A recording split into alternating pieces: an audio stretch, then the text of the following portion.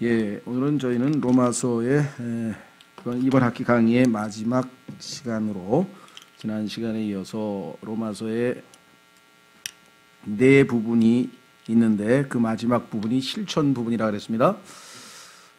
뭐 둘로 나누자면 로마서는 교리 부분과 실천 부분으로 치면 두 부분이겠지만 그 교리 부분이 우리가 왜 죄인인가, 그래서 그 죄인으로서 구속받을, 즉 구원받아야 할 필요가 있는 존재다라는 것을 앞부분에서 설명했고, 그렇다면 어떻게 하나님 앞에 의롭게 될 것인가, 어떻게 구원을 받을 것인가가 두 번째 부분이었고, 세 번째는 구원받은 그리스도인은 어떠한 삶의 원칙을 가지고 살아야 하는가, 그 원리를 6장에서 8장까지 설명했고, 그 다음에 9장서부터 11장까지는 하나님의 선택받은 이스라엘 백성은 하나님의 영원한 계획 가운데, 하나님의 모든 계획 가운데 과거, 현재, 미래가 어떻게 전개될 것인지, 즉 하나님의 경륜을 살펴보았고, 그 다음에 이제 우리는 하나님의 자녀가 매일매일의 구체적인 삶, 즉 특별히 교회 생활에서 어떠한 삶의 모습을 실천적으로 행할 것인지, 그 내용을 저희가 12장, 그 다음에 13장에서 살펴보았죠. 그래서 12장에서는 지체들 간에, 그 다음에 자신을 이렇게 좋아하지 않는, 즉 별로 관계가 껄끄러운 그런 사람들과는 어떤 태도를 취해야 되는가, 그리고 국가의 시민으로서의 그리스도인은 어떤 모습을 보여야 하는가, 그래서 13장에서 살펴보았고요. 그리고 사랑의 원칙이, 즉 그리스도인은 예수 그리스도께서 우리를 사랑하신 것처럼 이웃을 사랑하는 것이 삶의 가장 기본적인 원칙이다. 오늘 14장서부터 15장 7절까지는 그리스도인들끼리 서로 견해가 다를 때에는 어떻게 해야 될 것인가를 다루고 있습니다. 믿음이 강한 사람과 믿음이 약한 사람이 있고, 오랫동안 신앙생활한 사람이 있고, 아직 이제 일천한 사람이 있고, 이런 교회 안에서 이런저런 일들이 생겨날 때에 성경에 명백하게 답이 나와 있는 경우에 아무것도 문제될 게 없죠. 다 성경대로 하면 되니까 동의하면 되는데, 확실하지 않은, 성경에 특별한 별다른 얘기가 없는 경우에는 우리가 견해가 다를 때 어떻게 처신하고 서로를 대해야 할 것인가, 이것이 이제 오늘의 주제고요. 그리고 15장 8절서부터 나머지 뒷부분은 사역에 대한 얘기입니다. 어떤 내용이 들어있는 것이 아니라 바울과 예수님이 어떻게 지금까지 하나님을 섬겨왔고, 바울은 앞으로도 어떻게 하나님을 섬기겠다라고 하는 사역의, 향후 사역에 대한 내용이 나와 있습니다. 15장 8절서부터 16장 끝부분은 사실 우리가 그냥 한번 쭉 읽어가면 이런 내용이구나, 이렇게 이해하시면 되겠고요. 자, 그러면 14장 1절서부터 한번 보겠습니다. 14장 1절서부터 로마서 14장 1절. 믿음이 약한 자를 너희가 받아들이되 의심에 찬 논쟁은 하지 말라. 믿음이 약하신 분들은 궁금한 게 많으니까 이런저런 얘기를 할 때 때로는 잘못하면은 논쟁으로 번질 수가 있는데, 그러면 안 된다 이거죠. 성경대로 답을 잘 해주되 만약에 받아들이지 못한 경우라 이러면은 다음에 또 기회 있으면 우리가 한꺼번에 모든 걸 다 할 수는 없잖아요. 초등학생한테 갑자기 뭐 함수를 풀어가면서 막 2차 방정식을 풀어놓으면은 못 알아듣잖아요. 그렇죠? 그렇게 되면 안 된다 이거죠. 요즘에 말하는, 소위 말하면 눈높이에 맞춰서 잘 해야 되는데 그 기술이 많이 부족해요, 우리가. 그렇죠? 그래서 정말 그 믿음이 약한 사람을 때로는 상처를 입히거나 실족시키거나 그런 경우가 교회에서 허다하죠. 그래서 여기서 믿음이 약한 자를 너희가 받아들이라 했어요. 그러니까 첫 번째 하나님께서 원하시는 것은 뭐냐? 서로 견해가 다를 때에는 받아들여라. 왜? 하나님께서 우리를 받아주셨는데 우리가 다른 지체들 못 받아들일 게 뭐가 있냐. 우리하고 하나님하고는 수준차가 어느 정도인가 한번 보여드릴까요? 이사야서 55장으로 가보세요. 하나님과 우리의 수준차는 어느 정도의 차이가 나는데도 우리를 받아주셨는가를 생각한다면, 정말 수준차 나네, 뭐 이렇게 좀 아직 신앙이 약한 사람도 우리가 얼마든지 받아들일 수 있다. 이사야서 55장.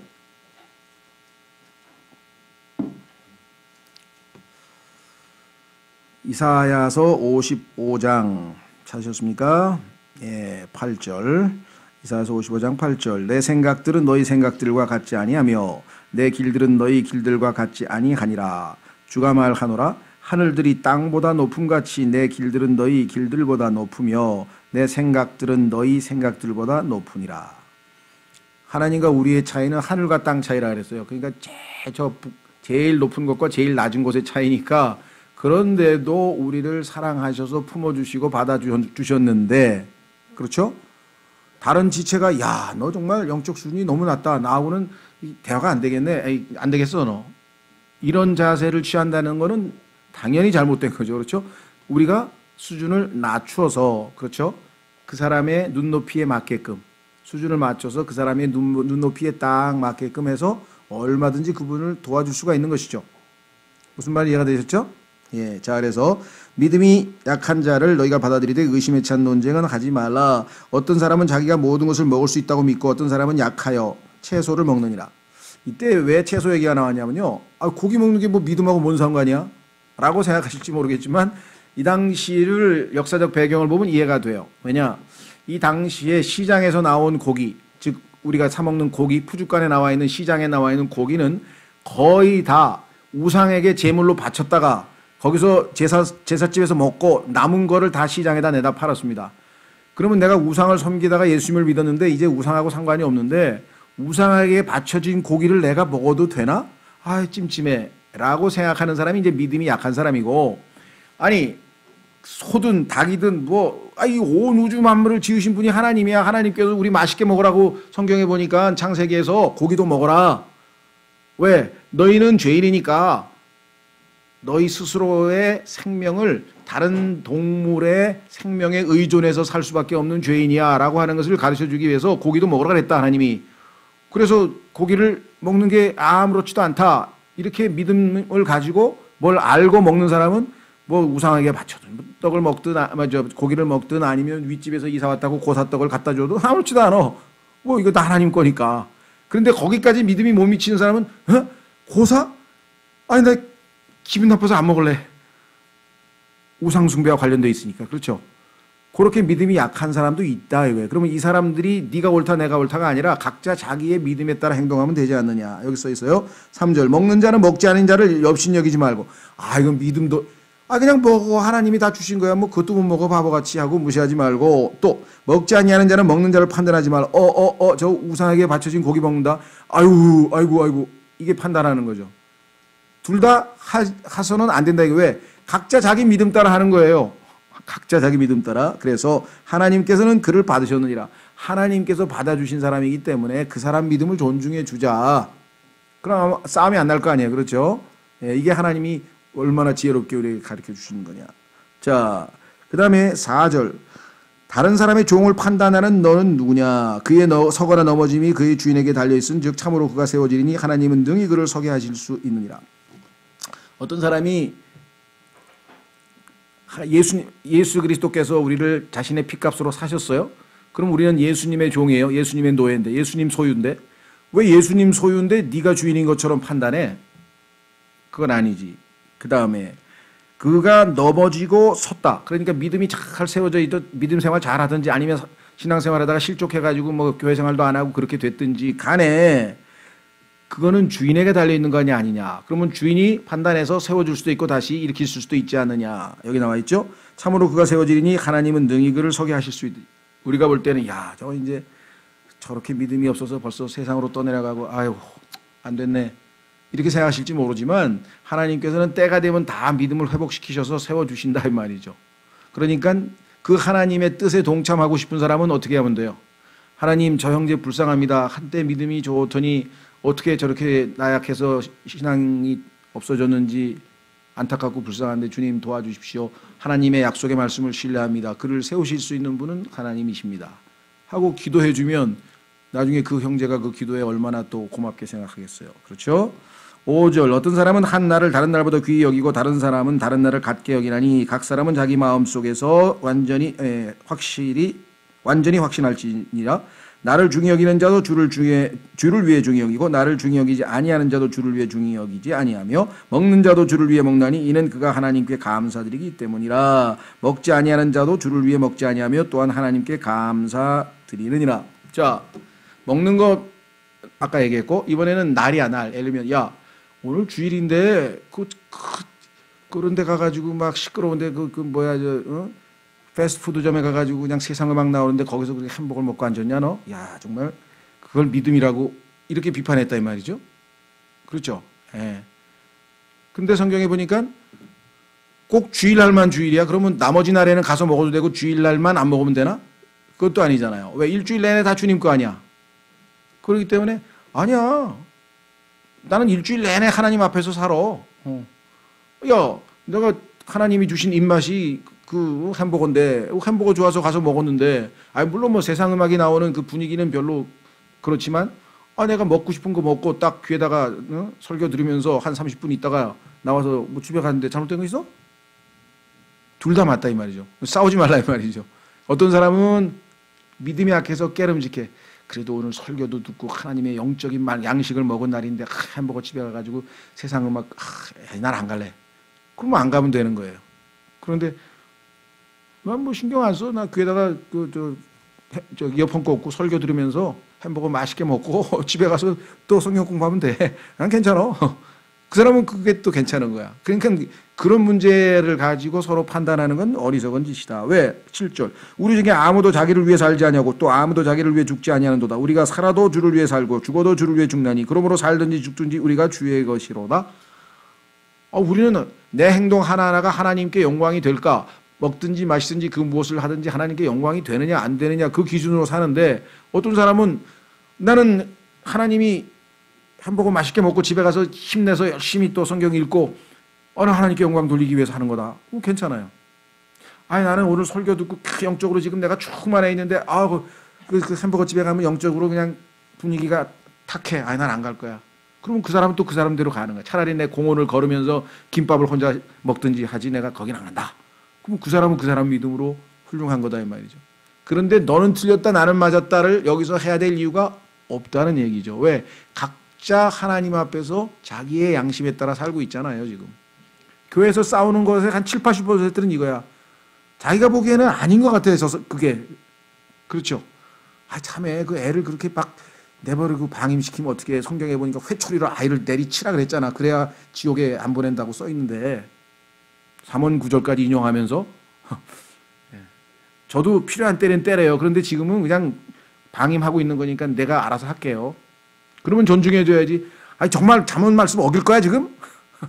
이렇게까지 몰고 갈 수는 없다는 거죠. 그러니까 한계가 있어요. 한계. 우리가 자기의 뜻을 전했는데 그 사람이 자매 참 충고 고마워 내가 도움 받아서 이렇게 하면 좋은데 그렇지 않은 경우에는 그래 알았어. 그래, 자매도 뭐 하나님 섬기는 사람이니까 하나님 앞에서 올바르게 하면 되지 뭐. 그리고선 서로 판단을 안 해야 되겠죠. 여기 써 있습니다. 이 목적을 위해 그리스도께서 죽으시고 일어나사 다시 살아나셨나니 이것은 그분께서 죽은 자와 산 자의 주가 되려 하심이라. 주님은 우리 각자의 주인이야. 그러니까 내가 남의 종을 판단할 필요는 없어. 그래서 10절에 그런데 내가 어찌하여 내 형제를 판단하느냐 어찌하여 내 형제를 무시하느냐 우리가 다 그리스도의 심판석 앞에 서리라. 하나님 앞에 가서 각자 자기의 인생을 저는 이렇게 살았습니다 하고 평가를 받고 상급을 받지 다른 사람 보고서를 왜 내가 올리냐 이 말이에요. 여기 써 있잖아요. 11절 기록된 바 내가 살아있음을 두고 맹세하노니 모든 무릎이 내게 굴복하고 모든 혀가 하나님께 자백하리라 주가 말하노라 하였느니라. 그러므로 이와 같이 우리 각 사람이 자신에 관하여 하나님께 회개 보고를 하리라. 자신에 관하여만 하면 됩니다. 남의 회개 보고할 필요 없어요. 물론 어떤 자매를 또는 어떤 형제를 사랑해서 기도하다 보니까 저 형제가 저렇게 계속 나가면 세상적으로 흘러가서 영적으로 굉장히 안 좋을 것 같은데 어떻게 하면 좋을까? 그래서 기도하다 기도 끝에 그 자매에게 말씀으로 권면하는 것은 훌륭한 일이고 좋습니다. 무관심해가지고 그래 자매는 자매대로 살고 난 날대로 살자 이게 아니고 권면했지만 그 자매가 자매님 권면은 고맙지만 저는 또 하나님 앞에 이렇게 생각해서 그냥 이렇게 하겠습니다 할 때는 존중을 할 수밖에 없다 이 말이죠. 그렇죠? 예. 더 이상 논쟁으로 가게 되면 이제 이 별 유익이 없다 이 말입니다. 충분히 무슨 말인지 이해가 되시죠? 예. 자, 그 다음에 여기서 한 가지 짚고 넘어갈 것은 10절에 그리스도의 심판석이라고 되어 있죠.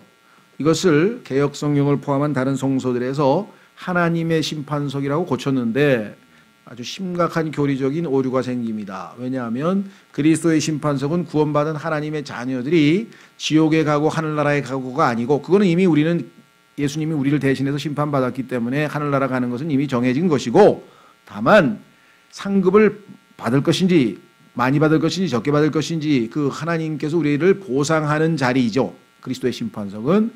그러나 이것을 하나님의 심판석으로 고치면 미켈란젤로가 그렸던 그 최후의 심판이라고 하는 그 그림처럼 계시록 20장에 나오는 큰 흰 왕좌 심판, 즉 거기서 영원한 멸망으로 지옥에 던져지는 그 심판이에요.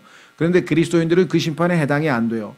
그러니까 이거를 믿는 그리스도인이 하나님 앞에 보상을 받느냐 상급을 받느냐, 그거를 지금 심판하는 심판을 지옥에 던져지는 하나님의 심판석으로 바꿨으면은 교리가 완전히 달라지고 천년의 차이가 나죠. 그렇죠?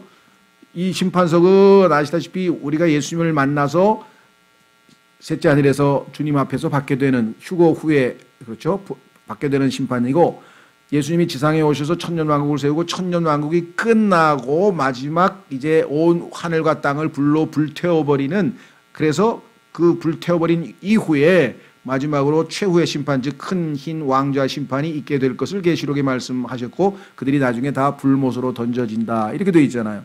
그러니까 이 천년의 차이가 나고요. 시간도 안 맞고 다 잘못됩니다. 그러니까 성경에 뭐 예수님의 이상하다, 그리스도의 심판석과 하나님의 심판석이 뭐 비슷한 거 아닌가?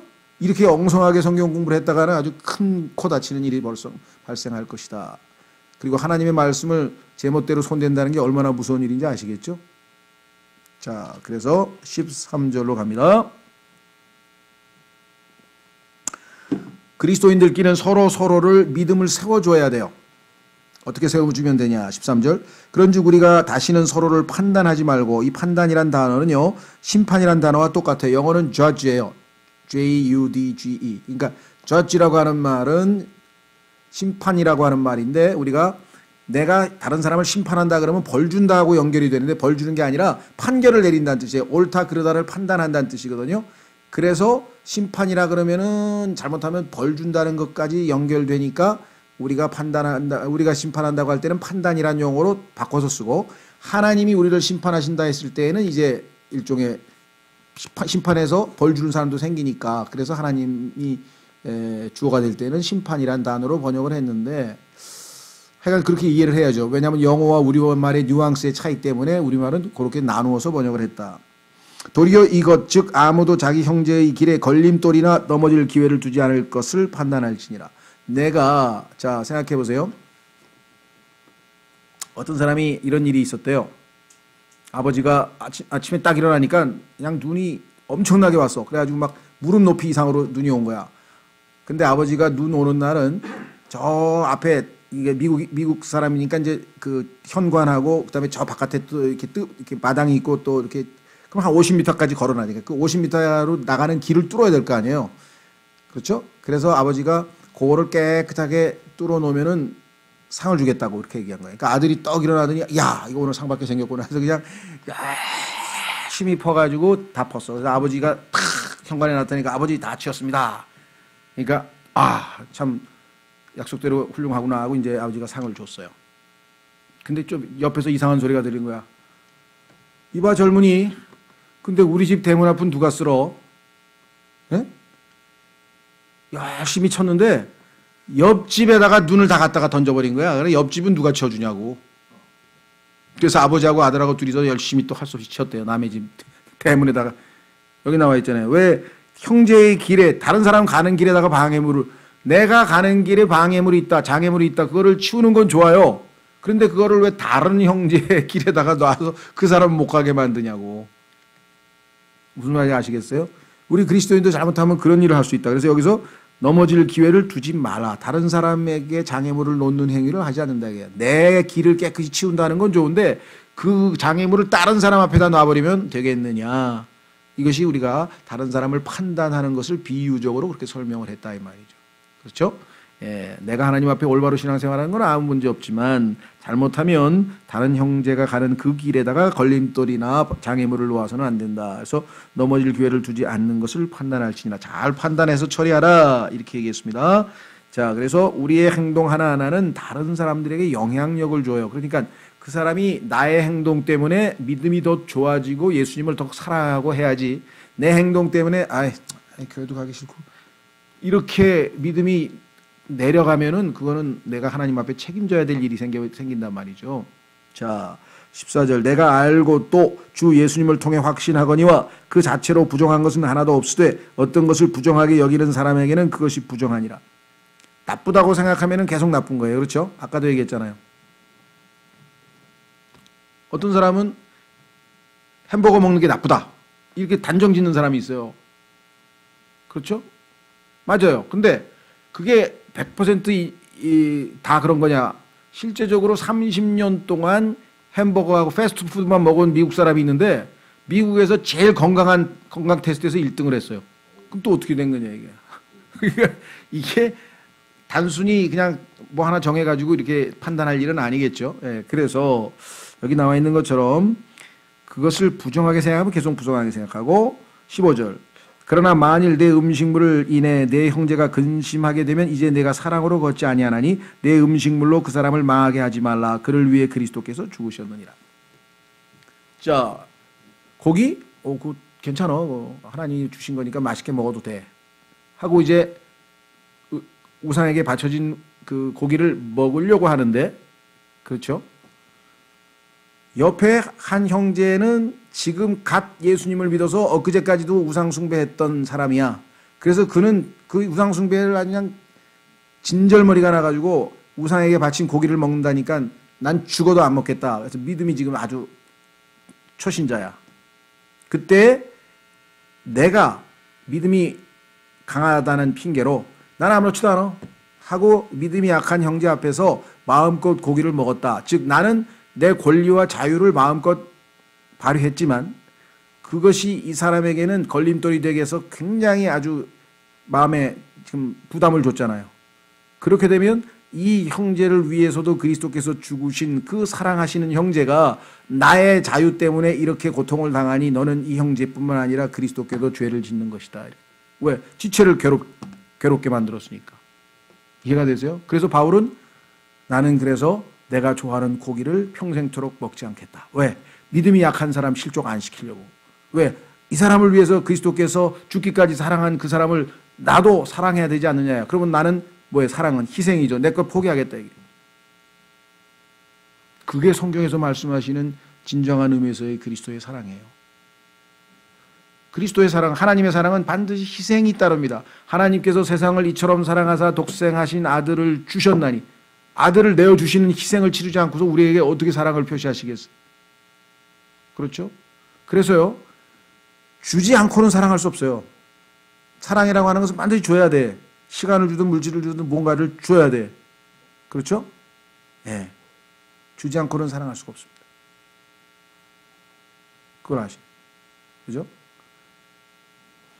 그러나 주면서 사랑 안 할 수는 있어요. 왜? 주는 동기가 사랑이 아니라 그래 나중에 나도 네 덕 좀 봐야 되겠지. 그래 지금부터 미리 투자하자. 이런 계산을 가지고 다른 사람에게 뭔가를 주었다. 그럼 그건 사랑이 아니야. 주기는 주었어도. 무슨 말 이해가 돼요? 이 세상은 그런 give and take의 법칙으로 계산에 의해서 움직여요. 그러나 예수 그리스도는 아무것도 기대하지 않냐고 오직 사랑하기 때문에 자신의 생명을 내어주신 거야. 여러분도 주변에 있는 지체들과 우리 주변에 있는 이웃들에게 그와 같은 사랑을 하라고 예수님이 가르쳐 주신 거예요. 내가 이만큼 해줬는데 저 사람 뭐야? 난 밥 3끼 사줬는데 한 번도 안 사줘. 저기 뭐야? 이거 계산하는 거 아니에요. 목숨까지도 내어줘야 형제사랑이라고 요한일서 3장에 써 있잖아요. 왜 그걸 할 수 있어요? 하나님께서 그 사랑을 고귀히 여기시고 보상하실 것이기 때문에 하나님께 보상을 기대하지 그 상대방에게 보상을 기대하는 것은 세상 방식이고, 그렇죠? 어떤 사람이 보너스 받았어. 1,000만 원. 다 갖다가 교회에다 냈어. 야 미쳤냐 너? 미치기는. 야, 이 세상은 이거 은행에 갖다 넣어봐야 한 달에 뭐 10만 기껏해야 5% 이상 안 나와. 1년에. 근데 하나님은 30배, 60배, 100배. 하늘에 가면 난 100배 이상의 보상을 받을 텐데 나는 하나님을 알기 때문에 장기 투자하지 난 단기 투자 안 해. 확실한 믿음이죠. 그렇죠? 그러니까 하나님을 바라보고 하는 행동. 그래서 그래 내가 오해를 받았지만 난 변명 안 할게. 변명해서 뭐하니? 하나님이 다 아시는데. 하나님이 나를 보시고 아이고 너도 내 아들 예수처럼 많은 오해를 받고 있구나. 너는 좁은 길을 걷고 있구나. 그런데도 불평이 없구나. 하나님의 칭찬이 있는데 뭐 내가 그걸 뭐하러 변명하고 뭐 아니야 나 그런 적 없어 막 이러고 다녀. 억울할 때는요. 그거 해명해봐야 아무 소용도 없어요. 해명도 안 되고. 저도 뭐 약간 지금도 오해를 받고 많은 오해를 받지만 하나님 앞에 딱 기도하면 아무렇지도 않아요. 예수 그리스도께서 받으신 오해에 비하면 좀 아무것도 아니기 때문에. 그렇죠? 예, 예수님은 온 우주 만물을 창조한 창조주인데 피조물한테 십자가에 못 박혀서 죽었어요. 창조주가. 예, 그런 불의를 당해도 하나도 변명 안 하셨어요. 자, 로마서 14장으로 다시 돌아옵니다. 그래서 그러므로 너희의 선한 것이 비방을 받지 않게 하라. 자, 중요합니다. 17절. 하나님의 왕국은 네가 구원을 받고 거듭났어. 그래서 이제 하나님의 왕국을 안으로 들어와서 하나님의 왕국을 보게 됐잖아. 그렇죠? 거듭나면 하나님의 왕국을 보고 하나님의 왕국에 들어간다고 예수님께서 요한복음 3장 13장에서 말씀하셨어요. 그래서 하나님의 왕국 안으로 들어와서 하나님의 왕국 백성이 되고 보니 영적 생활을 하다 보니 나도 어떤 스타일로 사는가 보세요. 자, 마시는 것과 먹는 것과 마시는 것이 아니요. 물질적인 세상이 아니야. 하나님의 왕국은. 그럼 뭐예요? 영적인 세상이 어떤 영적인 세상이냐. 보세요. 오직 성령님 안에서 의와 화평과 기쁨이니라. 성령으로 인도함을 받으니까 항상 하나님 보시기에 right, 옳다. 아이고 올바르게 행동하는구나. 그래, 그럼 그렇지, 옳지. 마치 할아버지가 손잡고 옳지, 옳지. 바르다 이거지. 하나님 보시기에. 그래서 의와. 그래서 하나님이 보시기에 고개를 끄덕끄덕하면서 받아주시니까 어떻게 해요, 내가? 마음이 평안하죠. 불안하지가 않잖아. 하나님이 고개를 가로주면 뭐야? 아이고, 이거 아닌데, 이거 잘못했고. 근데 하나님께서 옳다고 하니까, 의롭게 인정하니까 내가 마음이 얼마나 평안해요. 그죠? 이 세상에서 최고로 높으신 분이 나를 옳다고 했으니, 얼마나 내가 마음이 평안하겠어요. 그 누구도 나한테 손가락질 못하죠. 그러고 나니까 마음이 뭐야? 기쁨이 솟아오른다. 야, 정말 기쁘다.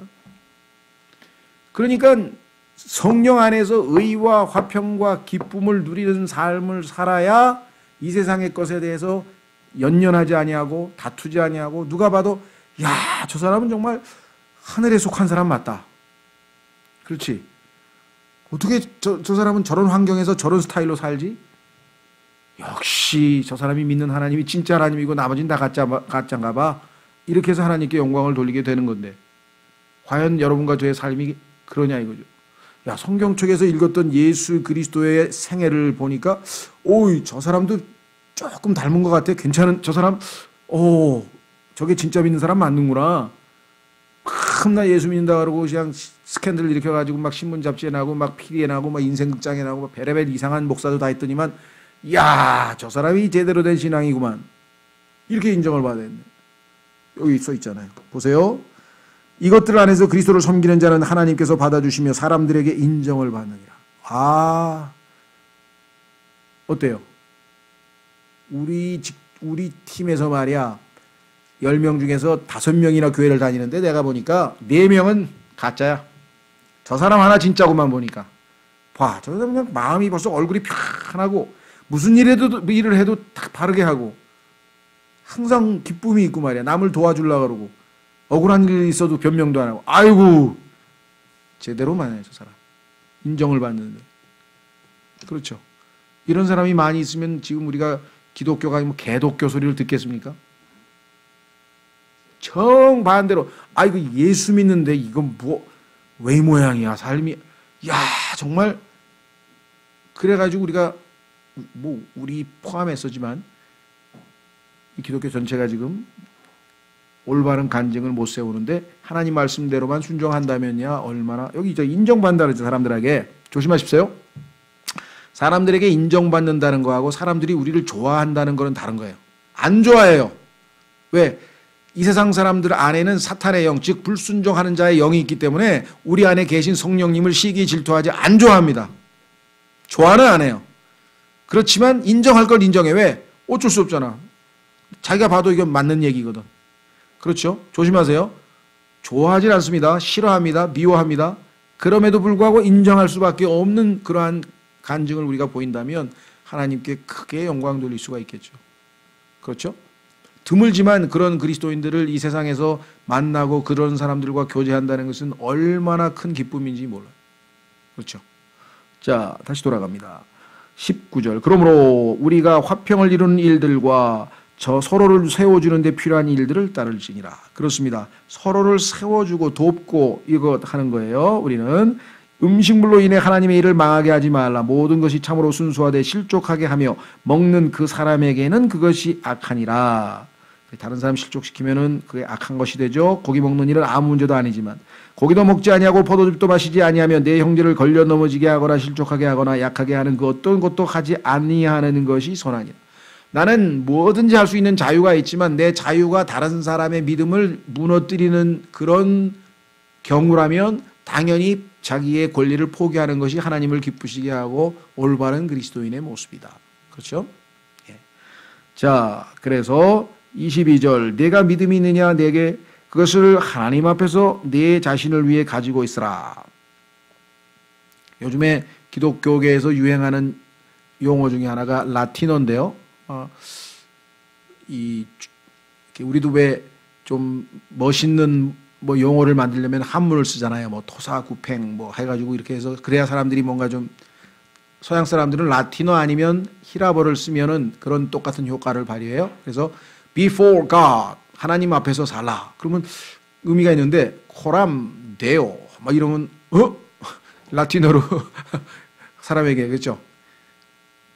순간을 즐기라. 멋있어요. 그렇죠? 우리로 치면 뭐 노세 젊어서 노세 버전인데 서양 사람들은 중세에 흑사병이 돌고 그냥 막 그러니까 뭐야 그냥 오늘 즐기다 죽는 게 최고야. 언제 죽을지도 모르는데 이렇게 생각을 했어요. 그죠? 예, 그래서 그런 용어를 또 역시 라틴어로 carpe diem이라고 해요. carpe diem. 그래가지고 어느 식당에 가면은 carpe diem이라고 써 있어. 예. 오늘 여기 와서 실컷 즐기세요. 살은 나중에 빼시고요. 뭐 이런. 하여간 라틴어가 됐던 헬라어가 됐던 갖다가 쓰면 괜히 이제 고상한 척 되는 건데 저는 별로 그런 걸 안 좋아하는데 하도 또 사람들이 쓰니까 또 알고는 있어야 될 거 아니에요. 그렇죠? 뭐 코람데오의 삶을 사십시오. 막 설교 제목이 그래. 코람데오가 뭐지? 여기 나와 있잖아요. 여기 하나님 앞에서 예, 성경에 써 있네요. 22절. 그것을 하나님 앞에서 너 자신을 위해 가지고 있으라. 자기가 허용하는 그것으로 인해 자기를 정죄하지 아니하는 자는 행복하도다. 의심하고 먹는 자는 정죄를 받나니 이는 그가 믿음을 따라 먹지 아니하기 때문이라. 무엇이든지 믿음에서 나지 아니하는 것은 죄니라. 아무리 옳은 일도요. 믿음이 안 생기면 안 하는 게 나아요. 하나님 이거 옳은 일 맞습니까? 성경에 보니까 옳은 일 같기는 한데 그런데 믿음이 안 생겨. 그러면 의심하면서 하면 그건 죄가 돼. 안 해야 돼. 무슨 말인지 아시겠죠? 예. 제일 의심하면서 먹은 사람이 이삭이죠. 이삭. 가만히 있어봐. 얘가 야곱이야. 에서야. 이게 만져보니까 털은 에서인데 목소리는 야곱이고 그런데 맛있는 음식은 만들어갖고 이건 먹어야 되네 말아야 되나. 아 의심이 생긴데 갈등나네. 에이 모르겠다. 맛있게 먹자. 의심하면서 먹었어. 이삭이. 그래서 하나님 앞에 죄가 된 거죠. 그렇죠? 예. 자, 그래서 우리는 몇 가지 원칙을 봐. 첫째는 서로를 받아들이라 그랬고요. 그 다음에 다른 사람의 믿음을 세우라 그랬고요. 자, 이제 세 번째 원칙은 뭐냐? 의견이 다를 때. 그리스도인들끼리 견해가 다를 때. 세 번째 원칙은 뭐냐면요. 나를 기쁘게 하지 말고 상대방을, 남을 기쁘게 해야 돼. 미음 하나 차이야. 이 세상의 원칙은 나를 기쁘게 하는 거야. 그렇죠? 모든 게 나를 기쁘게 하기 위한 거야. 돈도 많이 벌고 뭐 하여간 쾌락을 뭐든지 하여간 나를 기쁘게 하기 위한 거야. 물질이 됐든 뭐가 됐든. 그렇죠? 이기적인 삶이야. 그런데 기독교는 정반대야. 미음이 하나 더 붙어. 남을 기쁘게 할 때에 하나님이 나를 기쁘게 해. 그 기쁨은 진짜 기쁨이야. 자기가 자기를 기쁘게 하는 기쁨은 기쁜 것 같지만 나중에 뭐예요? 헛되고 헛되니 모든 것이 헛되도다. 자기를 기쁘게 하기 위해서 60평생을 바친 사람이 누구냐? 솔로몬이에요. 지금의 누굽니까? 그죠? 마이크로소프트 회장. 빌 게이츠보다 100배는 부자였고요. 물질적으로. 권력은 뭐 트럼프보다 더 많은 권력을 가지고 있었고. 그렇죠? 머리는 아인슈타인보다 더 좋아가지고 동물학, 식물학, 천문학 싸그리 다 했고, 그 다음에 예술, 오케스트라를 다 동원해가지고 예술을 즐겼고, 그 다음에 건축, 궁전을 어마어마하게 지어서 최고 건축술로 지었고, 그 다음에 그냥 연못 만들어다가 거기다 막 꽃을 가져오고 무희들을 데려다가 뱅키 돼가지고 막 아주 축제를 즐겼고, 그 다음에 궁궐에 부인을 1000명이나 뒀다고 성경에 써 있잖아요. 그러니까 인간이 누리고 싶은 모든 것을 다 누린 사람인데, 60평생 자기만을 위해서 사는 사람인데, 왜 마지막 죽는 순간에 헛되니 모든 것이 헛되도다, 헛되니 39번을 헛되다고 하다가 너희들은 이런 헛된 삶을 살지 말고 하나님 앞에서 믿음으로 살라. 왜 그렇게 결론을 내렸을까요? 자기를 위하는 삶은 결국은 불행해진다. 그래서 예수님은 우리를 위해서 사셨잖아요. 죄인들을 위해서 사셨잖아요. 그래서 여기 써 있어요. 15장 1절부터. 그런즉 우리 강한 자들은 마땅히 약한 자들의 연약함을 담당하고 우리 자신을 기쁘게 하지 말아야 하리라. 자기 자신을 위해서 기쁘게 하는 사람은 전혀 나중에 기쁨이 안 남아요. 반대로 보세요. 우리 각 사람은 자기 이웃을 기쁘게 하여 그의 유익을 구하고 그를 세워줘야 할지니라. 다른 사람의 기쁨을 위해서 열심히 희생했는데 결론은 뭐예요? 내가 기뻐. 왜? 하나님의 선물이기 때문에. The joy of the Lord, 주의 기쁨은 is our strength, 우리의 힘이라. 내가 남을 기쁘게 했더니 하나님께서 주님의 기쁨을 나에게 공급을 해주시니까 strength, 힘이, 이 세상이 정말 기쁜 인생이 됐다는 거예요. 여기 써 있잖아요. 기록된 바 주를 모욕한 자들의 모욕이 나를 덮쳤나이다 함과 같이 그리스도께서도 자신을 기쁘게 하지 아니하셨느니라. 예수님이 우리의 본이 되신데 예수님이 자기를 기쁘게 하는 삶을 안 살았다면 우리도 당연히 그런 삶을 살아야 되지 않겠느냐. 4절. 무엇이든지 전에 기록된 것은 우리의 배움을 위하여 기록되었나니. 자, 여기서 전에 기록된 것은 당연히 구약 성경입니다. 왜? 신약 성경은 아직 완성되기 전이에요. 그렇죠? 그런데 문제는 어디에 있어요? 오늘날 어떤 사람들은요, 너희는 신약 교회의 그리스도인이잖아. 그런데 구약 성경을 뭐하러 읽어? 구약 성경 읽을 필요 없어. 이렇게 거짓 교리를 가르치는 사람이 있어요. 신약 성경에, 구약 성경은 우리 신약 교회 성도들에게 가르쳐 주기 위해서, 배움을 주기 위해서 써 있다고 여기 써 있잖아요. 그렇죠? 창세기부터 말라기까지 부지런히 읽으세요. 하버드 아니라 뭐 테드 아니라 뭐 하버드 곱하기 한 것보다 훨씬 더 놀라운 지식을, 진리를 우리에게 가르쳐 주세요. 이 세상에서 아무리 최고의 강사가 뭐 해봐야 하나님 말씀 읽는 거하고는 차원이 다릅니다. 예? 성경에 써 있어요. 내가 내 스승들보다도 더 많이 배웠나이다. 왜? 나는 주의 말씀을 배웠으니까. 시편에 써 있죠. 그래서 무엇이든지 전에 기록된 것은 우리의 배움을 위하여 기록되었으니, 구약성경을 읽으면 엄청난 이 세상의 지혜를 배웁니다. 세상의 돈으로 살 수 없는 지혜를 배워요. 이것은 우리가 성경 기록들이 주는 인내와, 여러분 성경을 읽으면요, 성경 속에서 인내한 사람들의 삶을 통해서 하나님이 우리에게 인내를 제공해 주시고, 두 번째 위로를 주셔요. 이 땅에서 절망, 괴로움 막, 성경을 읽으면 위로와 인내를 무한정으로 공급받아요. 근데 왜 구약 성경을 안 읽어요? 그 다음에 보세요. 통해 소망을 가지게 하려 함이라. 낭망이 아니라 소망 가운데 살아가요. 예? 꿈은 이루어진다 그랬는데 안 이루어졌잖아요. 이번에도 16강에서 또 떨어졌잖아요. 지난번에 4강에서 떨어지고. 근데 하나님은 아니에요. 결정적으로 최고의 우승자는 하나님이시기 때문에 이루어진다 이 말. 소망.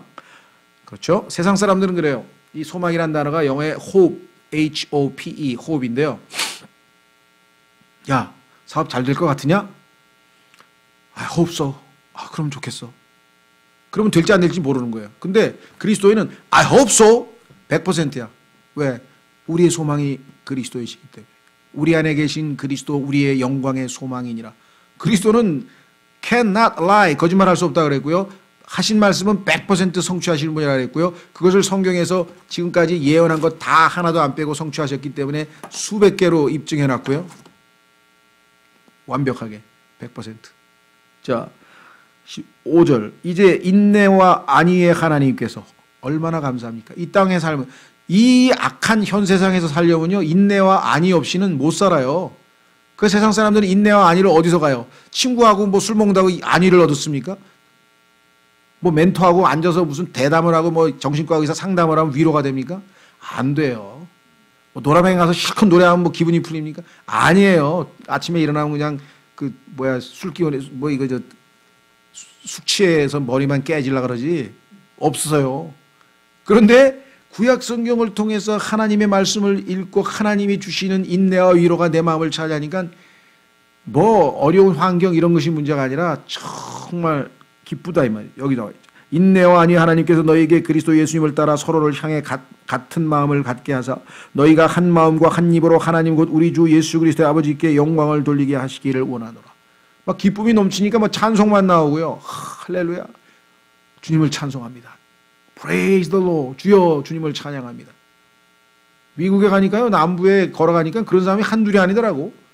미국 북부는요. 이게 아주 죄악의 온상이고 아주 형편없습니다. 근데 미국의 남부는요. 아직도 하나님 믿는 사람들이 꽤 많아요. 예, 농사도 짓고 뭐 그래서 그런지 모르겠는데 남부에 걸어가면서 Praise the Lord. 뭔 기도를 했는지 주님 찬양 받으소서 하고 막 걸어다니는 사람이 한둘이 아니야. 그리고 집에 가보잖아요. 우리는 이제 단독주택이 아니고 아파트인데 미국은 마당도 넓고 다 단독주택이잖아요. 쫙 가면은 한 세 집 건너 하나 성경 구절 딱 써 있어. 주께서 내 죄를 반드시 찾아낼 줄 알라. 뭐 이런 구절 써 있는 데도 있고요. 뭐 하나님은 사랑이시라 뭐 이런 거 써주는 그건 다 거듭난 그리스도인 집이야. 딱 보면 다 팻말을 갖다가 그 입구에다 다 써놨어 성경 구절. 자동차도 가다 보면 뒤에 다 써놨어요. 뭐 Jesus saves. 예수님은 구원하십니다. 써놓은 사람도 있고요. Heaven or hell. 하늘로 가실래요? 지옥으로 가실래요? 막 붙이고 다니고요. 그건 다 그리스도인이야. 남부에 가면 그런 사람 무지하게 많아요. 아, 나도 집사람하고 미국 플로리다로 이민 가서 좀 살고 싶어. 가면 진짜 야 여기 너무 좋다. 그죠? 그리스도인들을 너무 많이 만날 수가 있어요. 그런 사람들 보면 얼마나 그냥 같이 기뻐할 수. 자, 그래서 여기 써 있죠. 6절. 너희가 한 마음과 한 입으로 하나님 곧 우리 주 예수 그리스도의 아버지께 영광을 돌리게 하시기를 원하노라. 구로동에 와도 같이 하는데 그죠? 구로동에서도 참 자주 만날 수 있어. 하나님께 찬양 돌리는 사람. 우리 한명섭 형제님 봤죠? 할렐루야! 마음에 기쁨이 있으면 그렇게 하시겠어요. 7절. 이러므로 그리스도께서 하나님의 영광을 위해 우리를 받아주신 것 같이 너희도 서로를 받아들이라. 우리 같은 자를 받아주셨는데 너희도 서로를 받아들이라. 얼마나 감사한 말씀입니까? 그렇죠? 자, 이제 8절서부터는 사역이에요. 사역. 일, 하나님의 일을 예수님은 어떤 일을 하셨는가 보세요. 내가 말하거니와 예수 그리스도께서 하나님의 진리를 위해 할례자들의 사역자가 되신 것은 조상들에게 하신 약속들을 확증하려 하십니다. 할례자는 유대인들이죠. 유대인들을 위해서 예수 그리스도께서 구약에 하나님과 이스라엘 백성들이 계약을 체결했어요. 계약. 자, 계약 조건이 있어요. 그런데 하나님은 계약 조건을 다 지켰어. 그런데 유대인들은 이스라엘은 계약 조건을 하나도 안 지켰어. 그럼 어떻게 되는 거예요? 계약이 파기된 거죠. 한쪽이 안 지켰으니까. 그런데 그 파기를 시킨 당사자가 책임을 져야 되는데 책임질 능력이 없어. 그래서 하나님께서 책임을 지시러 인간의 몸을 입고 이 땅에 찾아오셨어. 여기 써 있잖아요. 할례자들의 사역자가 되신 것은 이 유대인들을 죄값을 치르기 위해서 오셨어요. 조상들에게 하신 약속들을 확증하려 하시며, 왜냐하면 아브라함에게 약속을 했기 때문에 내가 너와 너의 후손들에게 복을 주리라. 근데 복받을 자격이 없어. 그래서 복받을 자격을 만들려면 그들의 죄값을 대신 갚으셔야 돼. 그래서 죄 없는 자들로 만들어 놓으셔야 돼. 그래야 하나님의 복을 받을 자격이 생긴다. 또 이방인들이 하나님의 긍휼로 인하여 하나님께 영광을 돌리게 하려 하심이니. 자, 여기서 조심하십시오. 이방인들은 여기서 교회하고는 좀 다릅니다. 구원받은 교회 말고 이방인들, 즉 예수님을 안 믿는 유대인이 있고 예수님을 안 믿는 이방인이 있죠. 그런데 유대인들의 죄값뿐만 아니라 예수님을 거부하는 이방인들을 위해서도 결국은 이들이 나중에 7년 환란 때에 유대인들이 하나님께로 회개하고 돌아오면 천년왕국 때 이방인들도 그렇죠, 유대인들을 도와줬던 양과 염소 중에서 양으로 분류되어져서 하나님께 영광을 돌리게 됩니다. 그러니까 신부인 교회와 그 다음에 그 회복된 유대인과 회복된 이방인, 그래서 유대인, 이방인, 유대인 전체가 이 세상에 있는 모든 인류가 다 하나님께 영광을 돌리는 아름다운 그야말로 태평성대 천년 동안의 왕국을 우리가 천년왕국이라고 부르는 거다. 자, 다시 돌아옵니다. 9절, 또 이방인들이 하나님의 긍휼로 인하여 하나님께 영광을 돌리게 하려 하심이니 이것은 기록된 바 이런 까닭에 내가 이방인들 가운데서 주를 시인하며 주의 이름을 향해 노래하리이다 함과 같으니라. 구약에 이렇게 예언이 돼 있어서 예수님이 다 이것을 이루신다. 10절, 또다시 그분께서 이르시되 너희 이방인들아 그분의 백성과 함께 기뻐하라. 과거에는 유대인과 이방인이 철저하게 분리돼서 아예 상종도 안 했는데 이제 예수 그리스도께서 오셔서 너희 둘을 합쳐서 하나가 되게 하시지 않았느냐. 또 다시 이사야가 이르되 이새의 뿌리 곧 이방인들의 통치하시기 위해 일어날 자가 있으리니, 이새는 다윗의 아버지죠. 그렇죠? 그러니까 예수님은 다윗의 뿌리야. 동시에 다윗의 가지야. 하나님으로서의 예수님은 다윗의 뿌리고 인간으로서의 예수님은 다윗 후손으로 태어났으니까 가지. 그래서 예수님은 뿌리이며 가지이신 신비하신 존재 나와 있죠. 이방인들이 그를 신뢰하리라 하느니라. 13절, 이제 소망의 하나님께서 너희가 믿는 가운데 모든 기쁨과 평강으로 너희를 충만하게 가사 성령님의 권능을 통해 너희에게 소망이 넘치게 하시기를 원하노라. 예수님이 이루신 사역을 통해서 이제 진정한 소망이 모두에게 임하지 아니하였느냐 라고 얘기하셨어요. 자, 그러면 8절서부터 13절까지는 예수 그리스도께서 하신 하나님의 사역, 일이죠. 그런데 예수님이 이제 승천하셔서 제자하늘로 올라가셨습니다. 그러면 이 땅에 누군가 대리인을 남겨놓고 가야 될 거 아니에요. 계속해서 예수 그리스도의 사역이 이어지려면, 그렇죠? 넓게 보자면 주님은 성경에서 머리라 그러셨어요. 그러니까 머리 대신 예수님은 지상에 몸된 교회를 남겨놓고 이 몸된 교회가 즉 우리들이 다 합쳐서 하나님의 일을 합니다. 그런데 더 구체적으로는 예수님께서 할례자들과 이방인들을 위해서 복음을 전했듯이 바울에게 이번에는 아까 얘기한 것처럼 이방인들에게 예수 그리스도를 전해서 구원받기 위해서 이들이 교회 안으로 들어오게 하는 그 사역을 맡기셨다라고 써있네요. 여기 14절, 내 형제들아 나 스스로 또한 너희에 대하여 확신하거니와 너희 역시 선함이 가득하고 모든 지식이 충만하여 능히 서로를 훈계할 수 있느니라. 선함과 지식이 충만하면 서로 권면해도 싸우지 않습니다. 왜? 선하니까, 착하니까, 서로를 위해서 서로를 섬기니까.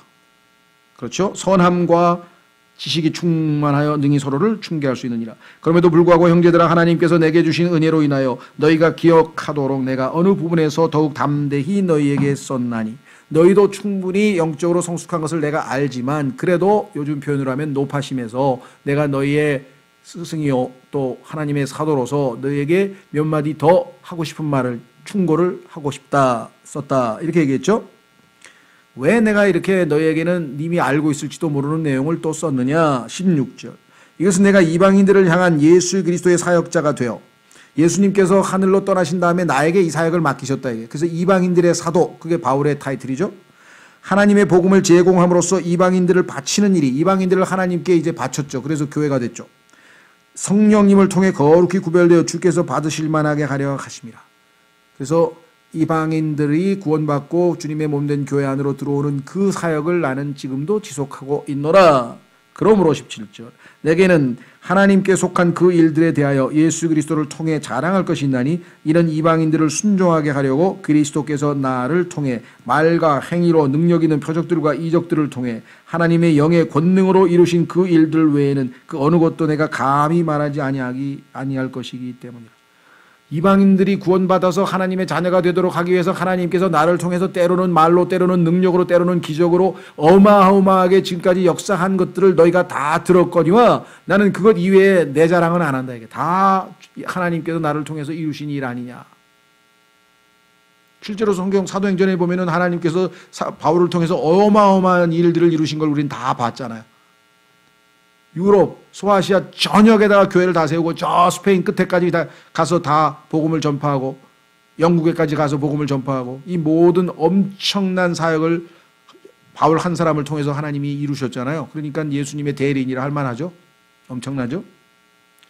내가 예루살렘으로부터 두루 다니며 일루리건까지 그리스도의 복음을 충만히 선포하였느니라. 저 예루살렘에서 유럽 끝에 있는 데까지 다 갔다. 참으로 이같이 내가 복음을 선포하고자 애써 왔으되 그리스도의 이름을 부르는 곳에서는 하지 아니하였으니 이것은 내가 다른 사람의 기초 위에 건축하지 아니하려 함이라. 얼마나 젠틀맨입니까? 어느 동네 갔더니 이미 누가 교회를 세웠어. 그러면 그 옆에다 교회 안 세워요. 그건 예의가 아니지. 그건. 그렇죠? 아, 여기는 하나님이 다른 일꾼을 통해서 교회 세웠구나. 그러면 더 데 가보니까 전혀 복음이 안 들어간대. 그런데 찾아다니면서 복음을 전해야 돼. 그렇죠? 근데 오늘날 보면요. 미국에서 500명짜리 교회다. 근데 교회가 둘로 쪼개졌어. 목사파하고 부목사파가 갈라졌어. 그래가지고 쪼개졌어. 부목사가 나갔어. 그 옆집에다가 또 교회 세웠어.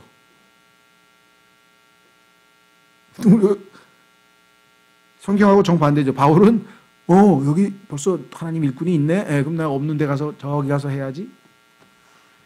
성경과 지금 현재 목격하고 있는 기독교적 현상은 정반대입니다. 그렇기 때문에 우리는 기독교를 따르는 게 아니라 하나님의 말씀에 근거해서 하나님 말씀대로 새로운 길을 갈 수밖에 없는 거예요. 올바른 성경으로 새로운 길을 갈 수밖에. 사람들에게 이것이 진정한 성경적 기독교구나. 그렇죠? 자, 그래서 21절 오직 이것은 기록된 바 그에 대하여 전에 듣지 못한 자들이 보며 듣지 못한 자들이 깨달으리라 함과 같으니라. 구약 성경에 하나님께서 말씀하셨지 않냐. 이미 다 들은 사람에게 왜 가서 또 복음을 전해. 그러니까 전혀 듣지 못한 사람들에게 가서 나는 복음을 전하고 구약의 약속대로 그리했다. 오직 성경에 따라 했다. 얼마나 본이 됩니까? 22절 이러한 까닭에 내가 또한 너에게 가는 것이 많이 막혔으나 이제는 이 지방에 더 이상 일할 곳이 없고 또 이 여러 해 동안 너에게 가고자 하는 큰 소원이 내게 있어서. 자, 로마만 빼고 웬만한 데는 다 돌았는데 세계에서 가장 제국, 로마 제국의 수도인 로마에는 내가 아직 못 갔는데 하나님께서 계획이 계시면 나를 거기 보내셔서 너희에게도 이 엄청난 복음을 전하게 하시지 않을까. 그 다음에 당시의 지중해에서 가장 끝, 지중해 그 지역에 로마 제국에서 가장 끝이 스페인인데 그 끝에 있는 스페인까지도 내가 가서 복음을 전하고 싶다. 다만 로마에 가서 너희를 만난 후에 너희의 선교 헌금을 받아서 왜 너희도 하나님의 일에 동참시키고 싶으니까 너희의 도움을 받아서 내가 가겠다. 그래서 선교에 자기의 계획을 지금 털어놓고 있죠.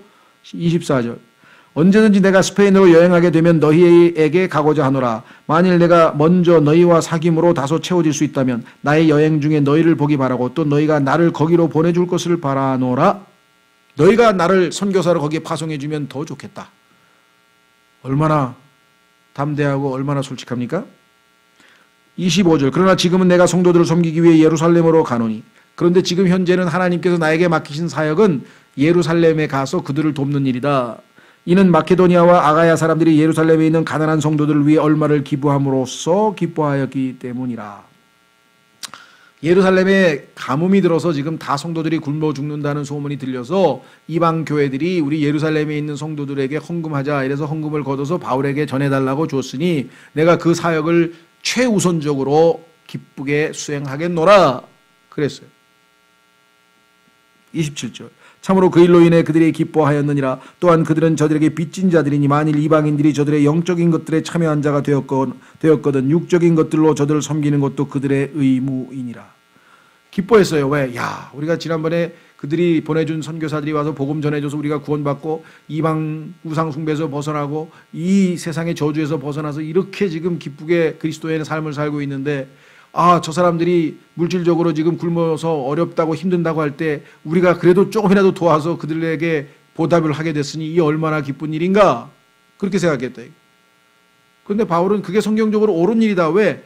육신적인 것으로 도움을 받았으면 영적인 것으로 도움을 받았으면 육신적인 것으로 보답하는 것은 당연한 일이다. 왜? 영적인 게 훨씬 더 큰 것인데 큰 것을 선물로 받았으니 조그만 것이라도 보답하는 게 얼마나 훌륭한 일이냐 이렇게 얘기를 했습니다. 28절 그러므로 내가 이 일을 행하고 이 열매를 봉인하여 그들에게 준 뒤에 너희에게 들러서 스페인에게로 가리라. 이걸 열매라 그랬잖아요. 얼마나 놀랐습니까? 여러분, 너 이 땅에서 살지만요, 자기가 가지고 있는 소유물을 남에게 준다는 것, 이거 쉬운 일 아닙니다. 쉬운 일 아니죠. 더더군다나 궁핍한 가운데 있는데 나도 먹을 게 없는데 내가 굶고 다른 사람 줄 수 있는 거, 이거 쉬운 일 아닙니다. 성령으로 충만해서 하나님이 주신 사랑이 내 마음을 정말 넘치지 않고서는 그렇게 쉽게 남을 줄 수가 없는 것인데, 이들은 기꺼이 내놓았으니 얼마나 기뻤겠느냐 그랬죠. 자, 29절, 내가 너희에게 갈 때 그리스도의 복을 충만히 가지고 갈 줄로 확신하노라. 하나님께서 그 복음에 담겨진 행복들을 내가 잔뜩 들고 너에게 가겠다. 선물을 들고 가겠다. 30절, 형제들아 이제 내가 주 예수 그리스도로 인해 성령의 사랑으로 인해 너희에게 간청하노니. 내가 너에게 꼭 간청한다. 기도해달라. 무슨 기도? 너희는 기도 가운데 나와 함께 분투하며 나를 위해 하나님께 기도하여 내가 유대에 있는 믿지 않는 자들로부터 구출을 받게 하며 또 예루살렘을 위하여 내가 섬기는 일을 성도들이 받아들이게 하고 내가 하나님의 뜻에 따라 기쁨으로 너희에게 가서 너희와 함께 세임을 얻게 하라. 기도 대목이 세 가지입니다. 하나는 뭐냐? 내가 지금 예루살렘으로 가는데 예루살렘에 가면 유대인들이 나를 죽이려고 기다리고 있다. 왜? 저놈이 우리 종교를 배신했어. 저놈이 우리 유대교의 상당히 높은 놈이었고 아주 제대로 알려진 가말리엘 문화에 막 이런 쟁쟁하던 녀석이 갑자기 배신을 해가지고 갑자기 기독교로 개종을 하더니 뭐 율법도 다 필요 없다 그러고 이거 완전 우리 종교를 그냥 뭐 아주 엄청나게 비판하고 돌아다니는데 저런 놈은 죽여야 된다고. 내가 그놈 죽이기 전에는 밥도 안 먹겠다고. 이렇게 맹세한 사람들이 지금 질비하게 예루살렘은 가는 건 곧 죽으러 가는 거야, 잘못하면. 그런데도 예루살렘에 있는 가난한 성도들에게 헌금을 받았으니 이걸 내가 전달해 줘야 되겠다 이게. 그러니까 첫째, 가서 나를 하나님이 죽음에서 건져달라고, 안 죽게 해달라고, 보호해달라고 기도해라. 두 번째, 유대인들에게 성도들이 주신 그 헌금을 갖다 줬을 때 그들이 하나님께서 우리를 도와주시는구나. 이방인 성도들이 우리를 이렇게 사랑하다니. 우리가 도움을 준 사람이었는데 그들이 영적으로 성장해서 우리에게 이렇게 도움을 되갚으니 하나님께 감사함으로 이 선물을 받게 그런 마음을 주시라고 기도해라. 세 번째, 그리고 나서 이제 내가 너희한테 기쁨으로 가서 스페인으로 갈 모든 선교 준비를 할 수 있도록 너희를 만나 하나님의 일을 더 열심히 하도록 기도해달라. 얼마나 절실하고 정말 우리 마음을 찌르는 기도입니까? 33절, 이제 평강의 하나님께서 너희 모두와 함께 계시기를 원하노라. 이 모든 일을 계획하고 뭐 해봐도요, 하나님의 평강이 떠나버리면 우리는 아무것도 못합니다. 아무리 위기고 아무리 힘든 일도요, 하나님의 평강이 함께 하시면 다 할 수 있어요. 기도했는데 여건은 다 갖추어졌는데 마음이 편하지 않아. 그러면 하나님 뜻 아니에요. 그건 기다려야 돼요. 그런데 여건이 너무 말도 안 돼. 그런데 마음의 평강이 있어. 하는 거예요. 남들이 보면 무모한 도전이지만 하는 거예요. 왜? 하나님이 함께 하신다는 증거예요. 그죠? 이건 적절한 예가 될지 모르겠는데 스페인에 가서 혼자서 2년 동안 살아보니까 혼자 살아본 지가 처음이어서 그런지 엄청나게 외롭더라고. 그래가지고 예배당에 다른 사람은 주일에 한 번밖에 안 와요. 나 혼자 도서관으로 썼어. 가가지고 혼자 가서 기도하다 찬송 부르다가 막 거기서 자다가 뭐 라면도 끓여 먹었다가 약간 예배당을 완전히 내가 그래가지고 제일 많이 한 게 뭐냐면 강대상 옆에 가가지고 기도하다가 훌쩍훌쩍 많이 울었어요. 왜? 너무 외로워. 스페인의 성도는요 4천만에서 10만밖에 없어요. 그리스도인이. 크리스찬을 만난다는 게 불가능할 정도로 거의 없어요. 다 가톨릭이야. 뭐 교제하기도 쉽지 않고. 한국에 있는 그 교회는요 50명 한 40명쯤 됐나? 3명인가 거듭나고 나는 그냥 나머지는 그냥 교회 오는 거야. 왜? 그 태권도 도장 사범이 자기 고용해 줬으니까, 한국에서 불러줘서 고용했으니까 그냥 사장이 부르니까 그냥 오는 거야. 교회에 앉아 있는 거야. 그러니 뭐 교제가 되겠어요? 이제 3명 구원받은 사람도 내가 복음 전해서 구원받았으니까 이게 아무것도 몰라. 이 사람들 교제도 못 하겠고 정말 막 외로워가지고. 스페인 형제들은 또 자기 일 바쁘잖아요. 자기 일을 하잖아요. 그래서 처음으로 나는 원래 독신주의자였는데 하나님 남자가 혼자 있는 게 좋지 않다는 게 이제야 깨달아집니다. 창세기에 왜 그 말을 쓰셨는지 이해가 되네요. 남자가 혼자 있는 게 좋지 않다는 게 이게 그 뜻이구나. 그래서 제가 결혼을 위해서 기도했는데 한국에 8월 달에 와서 8월 달에 와가지고 1월 달에 그 다음에 1월 달에 선을 봐서 그 다음에 11월 달에 결혼을 했는데 일사천리로 하여간 전부 기도 응답이에요. 내가 기도한 그대로 됐어요. 한 가지만 빼고 그건 얘기하면 안 되지. 그러니 적당하게 똑똑한 자매를 달라 그랬는데 너무 똑똑한 감당이 안 되는 너무 똑똑한 자매를 줘가지고 제가 지금도 아직도 적응 중에 있어요. 그래도 그 덕분에 여기까지 왔지. 하나님이 나보다 훨씬 더 지혜로우시니까 그건 맞는 얘기인데 어쨌거나 하나님께서 약간 다 응답을 하시더라 이거죠. 바울도 그래서 평강 어떻게 알았냐? 마음이 평강한 거야. 마음이 그래서 여러분도 기도하고요. 찜찜하면 절대로 그건 하나님 주신 생각이 아닙니다. 하나님 우리에게 무슨 상황에서도 마음의 평강을 유지하면서 하나님께 순종하도록 허락하시는 거예요. 그게 죽는 일이라 할지라도. 그렇잖아요. 죽는데 마음이 편안해. 그러면 뭐 그게 아무렇지도 않은 거지. 근데 모든 게 다 갖춰져 있는데 계속 불안해서 잠도 안 와. 그럼 뭐 어떤 게 더 좋은 거겠어요? 상식적으로 생각해. 자, 드디어 이제 끝났구나. 왜? 아멘 했잖아. 아멘. 그죠? 보통 마지막 인사로 했어. 평강과 은혜 이거 다 끝났어. 근데 왜 갑자기 16장을 썼을까?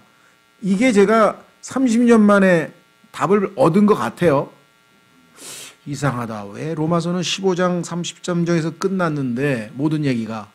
근데 16장에 가가지고 내용을 읽어보니까 별 얘기가 아니야. 잘 들어보세요. 읽습니다. 이제 눈 똑바로 뜨시고 그냥 잘 읽으세요. 같이 그냥 쭉쭉 읽을 거예요 지금. 내가 갱그레아에 있는 교회의 종 우리의 자매 베베를 너희에게 추천하노니 너희는 주 안에서 성도의 마땅한 도리로 그녀를 받아들이고 무슨 일에서든지 그녀가 너희를 필요로 하거든 그녀를 도울지니라. 그녀가 많은 사람과 나의 구조자가 되었느니라. 그리스도 예수님 안에서 나의 협력자들인 브리스길라와 아굴라에게 인사하라. 그들은 내 생명을 위하여 자기 목까지도 내놓았나니 나뿐만 아니라 이방인들의 모든 교회들도 그들에게 감사하느니라. 또한 그들의 집에 있는 교회에도 인사하라. 내가 매우 사랑하는 에베네노에게 문안하라. 그는 아가야에서 그리스도께 첫 열매가 된 자니라. 우리를 위해 많이 수고한 마리아에게 인사하라. 내 친족이요 나와 함께 갇힌 자들인 안드로니고와 유니아에게 문안하라. 그들은 사도들 가운데서 주목받고 있으며 또한 나보다 먼저 그리스도 안에 있었느니라. 주 안에서 나의 사랑하는 암블리아에게 인사하라. 그리스도 안에서 우리의 협력자인 우르바노와 나의 사랑하는 스타구에게 문안하라. 그리스도 안에서 인정을 받는 아벨레에게 문안하라. 아리스토블로의 집안에 속한 사람들에게 문안하라. 내 친족인 헤로디온에게 문안하라. 주 안에 있는 나기수의 집안에 속한 자들에게 인사하라. 주 안에서 수고하는 두루베나와 두루보사에게 문안하라. 주 안에서 많이 수고한 사랑하는 버시에게 문안하라. 주 안에서 선정된 루포와 그의 어머니 곧 나의 어머니께 문안하라. 아순그리도와 블레곤과 허바와 바드로바와 허메와 그들과 함께 있는 형제들에게 문안하라. 빌롤로고와 율리아와 네레오와 그의 자매와 올룸바와 그와 함께 있는 모든 성도들에게 문안하라. 거룩한 입맞춤으로 서로 문안하라. 그리스도의 교회들이 너희에게 문안하느니라.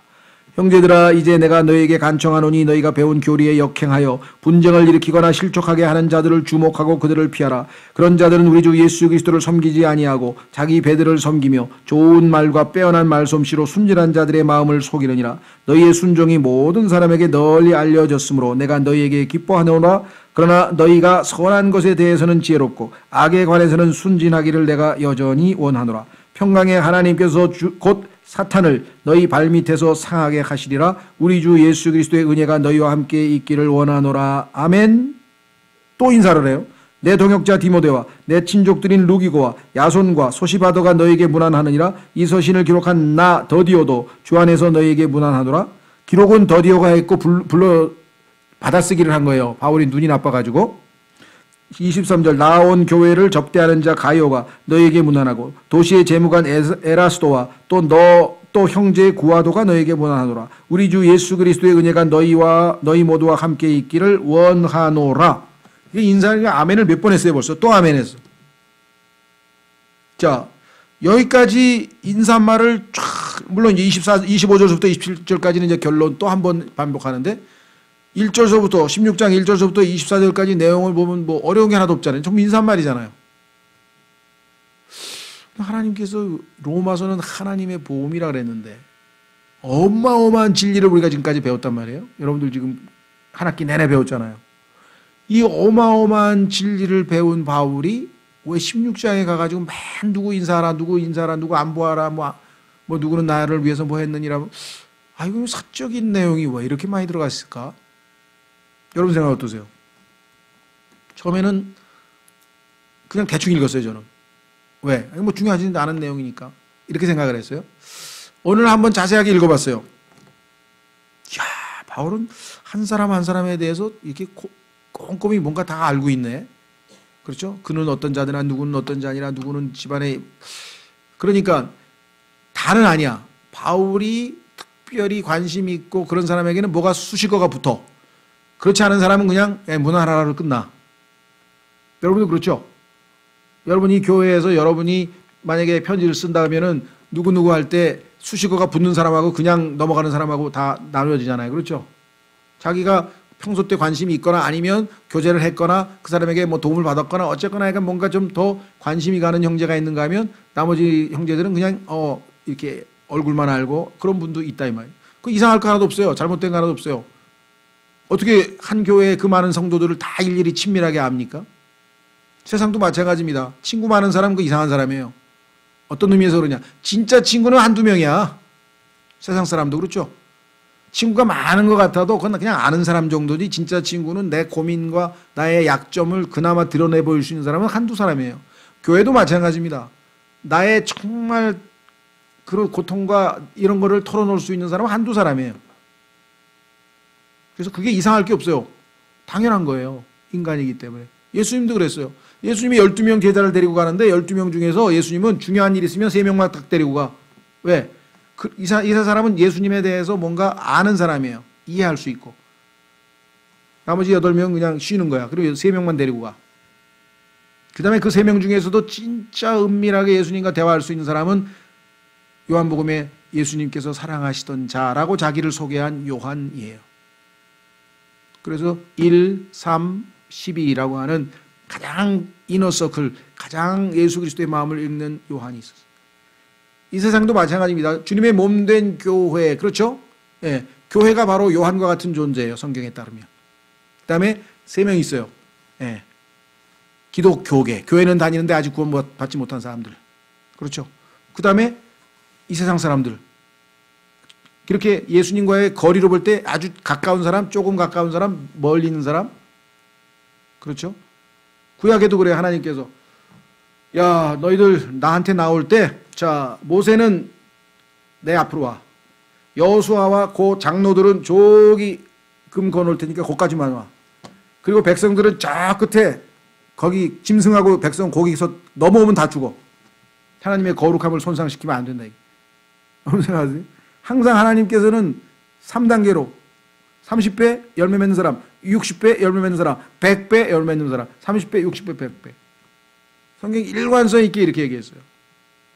그러니까 정말 영적으로 조금 더 성숙하고 더 주님께 더 가까이 가고 더 말씀 이렇게 해서 점점 요한 그 가까이 가는 거죠. 바울도 보면 여기 다양한 형제들에게 하는데 어떤 형제는 자기의 구조자가 됐다고 목도 내놓는다고 그런 형제가 있는가 하면 그냥 주 안에서 선정된 루포 있어 그렇게 얘기한 사람이 있고 아예 내 친족인 헤로디온 이렇게 얘기한 사람도 있고 어떤 사람 경우에는 그냥 이름만 불러서 밀롤로그와 율리아에게 안보하라 있잖아요. 그죠? 3단계 바울도 전혀 인간적으로 문제될 게 없습니다. 그렇죠? 자, 그 다음에 한 가지 우리가 이 세상에서는 두 가지 방식 이런 표현을 해요. 이론과 실천 들어보셨죠? 이 사람은 이론은 강한데 실천이 약해 그런 사람이 있죠? 반대인 사람이 있고 실천은 잘하는데 이론이 약해 이런 사람도 있어요. 그거를 이제 조금 더 학문적인 용어를 쓰면 아카데미즘 그다음에 저널리즘 그래요. 자 지금 뭐 김상조 씨를 포함해 가지고 지금 대학 교수들이 다 지금 이제 실전에 투입돼 가지고 지금 정치 세계로 들어왔는데 이 사람들은 아카데미즘에 있었던 사람들이야. 이론만 아는 사람들이었어. 근데 이 사람들이 실천하는 단계로 들어왔는데 과연 잘할 것이냐. 과거에 조순 씨도 대단히 경제학자로서는 뛰어났지만 그게 뭐 훌륭한 경제기획원 장관이나 아니면 서울시장을 한 것 같지는 않아요. 그러니까 평가가 엇갈리겠지만 어쨌거나 이론과 실제라고 하는 것은 항상 두 개가 동전의 앞뒷면이에요. 근데 우리 그리스도인들도 지식적으로 많은 걸 배웠지만 실천이 우리가 약한 사람. 우리 진리침례교를 포함해서 이 킹제임 성경 진영이 거기에 해당돼요. 다른 어떤 교회들보다 이론, 즉 지식, 성경에 대해서 많이 배워. 근데 실천 면에서 보면 여러분들 과거에 다녔던 교회 보세요. 뭐 막 무슨 부, 뭐 여전도부, 남전도부, 뭔 봉사부, 뭔 부, 뭐 바자회 뭐 그냥 막 어마어마하게 교회에서 봉사 일합니다. 그러죠. 이 일이나 봉사로 치자면 여기는 굉장히 뭐 그게 다 옳다는 건 아니지만 어쨌거나 그래도 약간 열심으로 보자면 우리가 좀 약한 건 사실이에요. 그렇죠? 반면에 그분들은 성경을 너무 몰라. 이게 인간의 모습이에요. 양극단. 예수님은 균형이 잡히시거든. 충분히 지식을 배우면 그 지식의 근거에서, 교리의 근거에서 실천이 나와야 되는데 바로 그 실천을 우리에게 보여주는 게 16장이에요. 바울은 1장서부터 15장까지, 그렇죠? 모든 교리를 섭렵하는데 그 지지 아니하고 16장에서 실제로 하나님의 사랑을 한 사람 한 사람을 생각하면서 기도하면서 안부를 물으면서 다. 그러니까 사실 로마서 16장은 바울이 실천을 하는, 그렇죠, 지식을 갖춘 실천하는 그리스도인의 본으로서 우리에게 하나님께서 의도적으로 이렇게 우리가 볼 때에는 이렇게 별로 중요한 내용도 아닌 것 같은데 왜 성경에 쓰셨을까 하는 내용이 로마서 16장 끝부분에 붙어 있다라고 저는 결론을 내리고, 그건 뭐 제 생각입니다만 여러분 생각이 어떨지는 잘 모르겠어요. 그렇죠? 자, 여기 보면요, 나의 구조자가 된 사람도 있고 협력자 된 사람도 있고요. 그 다음에 목까지 내놓은 사람도 있고요. 정말 바울을 정말 옆에서 지원하고 섬기는 그런 많은 일꾼들을 하나님이 붙여주신 것이 있고요. 반대로 바울이 얼마나 많은 사람을 섬겼습니까? 이 섬김과 서로에 대한 관심과 이러한 것들이 로마서 16장을 읽으면서 새로운 차원으로 저에게는 이제 많이 다가와요. 그리고 부끄럽기도 하고, 내가 왜 지난 30년 동안 로마서를 읽으면서 이 부분에 대해서 그렇게 별 관심을 두지 않았을까? 그것은 바로 내가 실천면에서 약하다는 것을, 실천을 별로 못한다는 신앙이라는 것을 스스로 보여주는 것 같아서 참 부끄러웠어요. 그런데 이 말씀을 읽으면 읽을수록 이제 로마서 읽을 때에도 16장을 하나하나 바울이 한 지체를 생각하듯이 관심 갖고 기도하고, 그렇죠? 여러분들도 신학원에 와서 많은 지식들을 많이 배웠습니다. 그러나 그것이 실천으로 이어지지 아니하면 의미가 없다. 그러니까 한꺼번에 다 실천할 수는 없죠. 훨씬 많이 단기간에 배우지만 이게 차츰차츰 누적이 되고 실천되는 신앙이 되어야 되겠다. 그게 최종 결론이고요. 마침은 25절에서 27절까지 바울이 로마서를 다시 한번 강조하면서 총 정리를 합니다. 확인해 보겠습니다. 25절. 나의 복음과 예수 그리스도를 선포함에 따라 권능으로 너희를 굳게 세우실 분. 뭐 정말 장엄하죠? 나의 복음과, 바울은 성경에 보니까 처음에는 예수 그리스도의 복음이야. 하나님의 복음, 예수 그리스도의 복음. 그런데 바울은 뭐냐면 나의 복음. 그렇죠?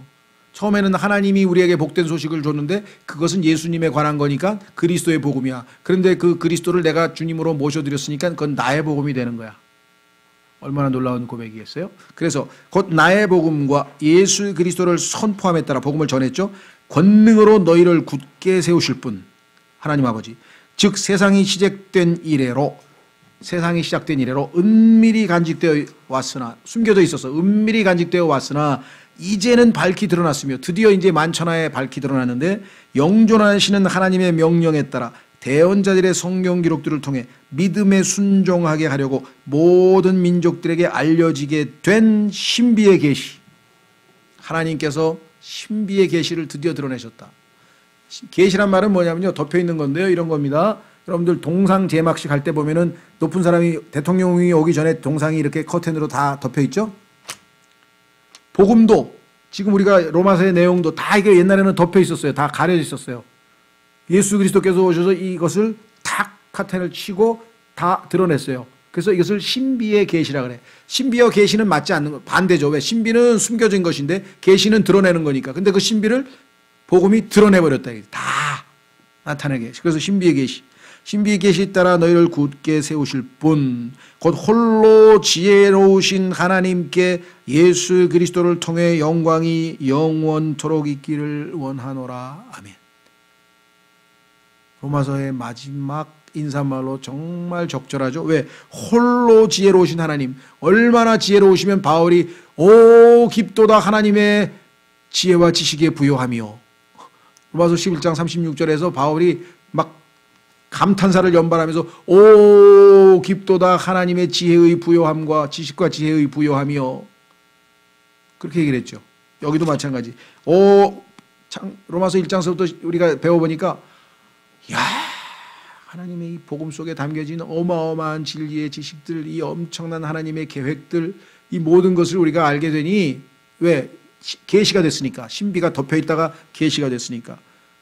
그 하나님의 지혜의 찬양을 안 할 수가 없어서 27절 곧 홀로 지혜로우신 하나님께 예수 그리스도를 통해 영광이 영원토록 있기를 원하노라. 아멘. 로마 사람들에게 고린도에서 써서 갱그라에 있는 교회의 종 베베편에 보냈다.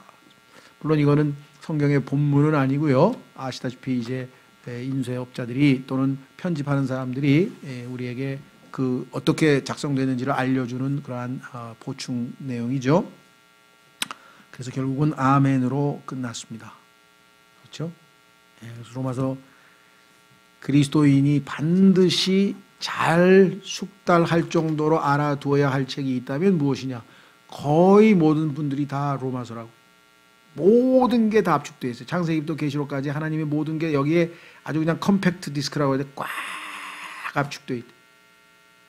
그래서 여기서 오죽하면 마틴 로이드 존스라고 하는 20세기에 상당히 뛰어난 아주 기독교계의 정말 선구자격으로 알려진 분이 있는데요. 로마서 주석이 500페이지짜리로 20권이에요. 그래서 그걸 다 읽은 사람이 별로 없어. 왜냐하면 너무 자세하게 로마서 1장 1절부터 한 구절 한 구절 하다 보면요. 성경 창세부터 계시록까지 다 설명을 해야 돼. 그냥 20권인데 저는 그냥 사전처럼 써요. 이렇게 봐가지고 필요한 부분이 있으면 뽑아가지고 뭐라고 하셨나 이렇게 좀 살펴보고 사전처럼 쓰지 그걸 다 읽을 뭐랄까 용기나 엄두는 아직 못 내봤고요. 그러나 그 정도로 이분은 로마서 하나를 가지고 성경 전체를 다 강해버린 거예요. 얼마만큼 중요한 책인지 이해하시겠죠. 그래서 자 지난번에 우리 뭐 배웠습니까? 창세기, 그 다음에 지금 로마서, 성경의 서론, 성경의 본론 배웠습니다. 다음 학기에는 성경의 결론에 해당하는 계시록을 공부할 겁니다. 그러니까 창세기, 로마서, 계시록으로 딱 플랜트죠. 딱 기둥을 받고 그 다음에 벽이라 지붕해서 성경 전체를 배우려면 이 세 가지 기둥이 반드시 필요해요. 서론, 본론, 결론을 확실하게 알고 우리가 중간에 다양한 내용들을 살을 붙이는 작업을 우리가 해 나가는 것입니다. 그래서 신학교에서는 이 세 가지 뼈대를 세우는 일에 우리가 기본적으로 모든 역량을 집중시키는 것이고요. 그 다음에 하나님 어떠하신 분인가 신론, 그 다음에 그리스도는 어떠하신 분인가 기독론, 이번 학기 배우셨죠? 아마 다음 학기 잘은 모르지만 성령님은 어떠한 분이신가 성령론, 그 다음에 천사 마귀는 또 어떠한 분, 교회는 무엇인가, 이렇게 해서 하나 테마별로 쭉 우리 라임성 목사님 통해서 배우시면 이 전체적으로 수평 수직의 성경의 숲을 배울 수 있습니다. 그리고 부지런히 여러분들이 이제 살은 교회 홈페이지에 가면요, 성경 공부하고 그 뭐 설교 이런 내용들이 여러분들이 잘 배우지 아니하는 뭐 이사야서를 포함해서 에스겔서를 포함해서 이거 다 들어 있고요. 강해가 다 있습니다. 그러니까 방학 때 충분히 그런 살을 붙이는 작업을 여러분들이 개인적으로 좀 꾸준히 하시면 좋겠다. 그렇습니다. 예. 하나님이 정확하게 기도응답을 해주셨네. 제가 4시 반에 끝내려고 지금 딱 26분째 기도하고 마치겠습니다. 하나님 아버지 고맙고 감사합니다. 아버지 하나님께서 참 부족한 가운데에서도 이번 학기에 로마서 1장서부터 16장까지 저희가 한 구절 한 구절을 아버지 앞에 읽어가며 참으로 중요한 것들을 공부했습니다. 주님, 오늘 바울이 16장을 기록했듯이 우리의 신앙생활에도 단순히 이론과 아버지 하나님 지식에 멈추는 것이 아니라 아버지 하나님 실천과 순종이 뒤따라서 하나님을 영화롭게 하고 참으로 우리 자신도 하나님의 그 놀라우신 기쁨에 동참하는 그러한 행복한 복된 그리스도인들이 다 될 수 있기를 원합니다. 주님, 여기 계신 분들도 오늘 이런저런 이유로 참석지 못한 지체들도 어디에 있든지 간에 늘 지켜주시되 하나님의 말씀에 대한 정말 갈망을 불러일으키셔서 우리가 신학원에서 다 다루지 못하는 그러한 과목들도 아버지 하나님께서 차근차근 깊이 있게 잘 공부할 수 있는 마음을 주시고 점점점 주님을 알아가는 기쁨을 누릴 수 있도록 허락하시기를 원합니다. 아버지 하나님, 이제 저희가 함께 한 학기 동안 주님께서 우리에게 가르쳐 주신 것, 또 마음에 와 닿은 것, 또 본인이 하고 싶은 말들을 하면서 주 안에서 이렇게 교제도 하고 식사도 하고 마무리를 지으려고 합니다. 주님께서 이렇게 귀한 전통을 주셔서 저희가 한 학기를 마무리할 때 주님께 감사드리는 마음으로, 기쁜 마음으로 이 모든 집회가 마무리될 수 있도록 도우시기를 간절히 바라옵고, 한 학기 동안에 베풀어 주신 주님의 풍성하신 진리의 지식으로 인해 다시 한번 주님께 감사합니다. 모든 말씀을 우리 주 예수 그리스도 이름으로 기도하옵나이다.